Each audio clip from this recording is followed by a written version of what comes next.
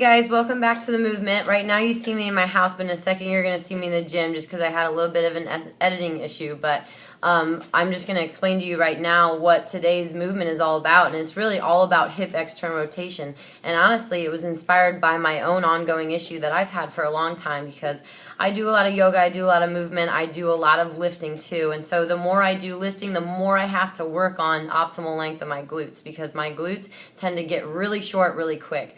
And so I'll just show you with my hands. I'm like this, and so when I try to contract my glutes, it's not a whole lot of contractile potential. If I had optimal length and my tissues were elongated as they should be, then if I contract my butt, I'd have a big contraction, okay? So when I'm doing deadlifts, squats, cleans and snatches, stuff like that, where my glutes are supposed to be the powerhouse of the whole movement, sometimes I'm a little overactive in my quads and in my hip flexors, when in reality, it's got to be my extensors. My glutes have to be turned on. So this is what I go through before I do something like a snatch, a clean, a deadlift, or even on a squat day.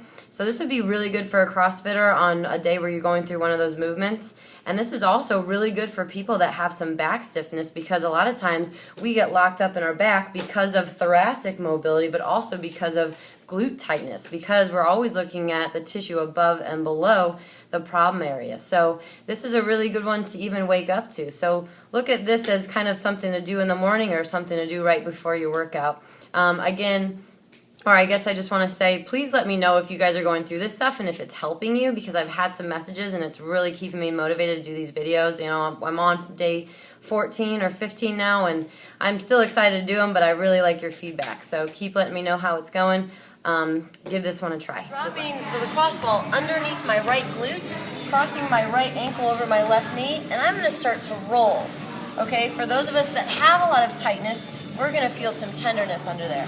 When I feel a tender spot, okay, I'm going to stop on that spot, I'm going to open my feet up, and I'm going to do 5 extra rotations of that same leg. So if it's underneath my right glute, I'm going to externally rotate 5 times on my right hip. Then I start to roll again, all right? Rule of thumb, about 90 seconds on each side, so I'll spend 90, and then I'll switch to the left.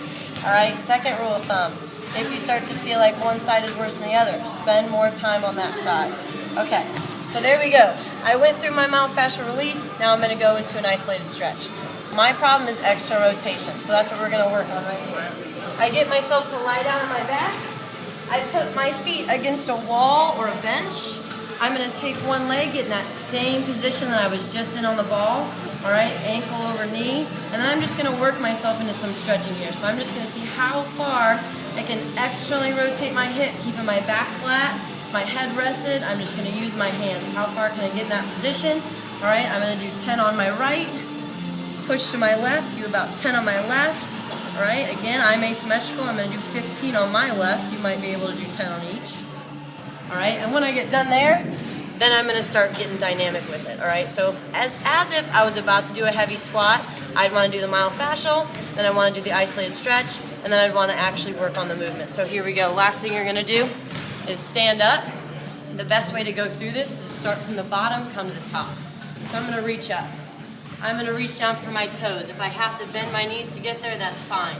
I'm going to clamp underneath my toes, drop down into a squat, drive my elbows into my knees to open up my hips, get that extra rotation, and then from there, drive my arms up and stand. And we're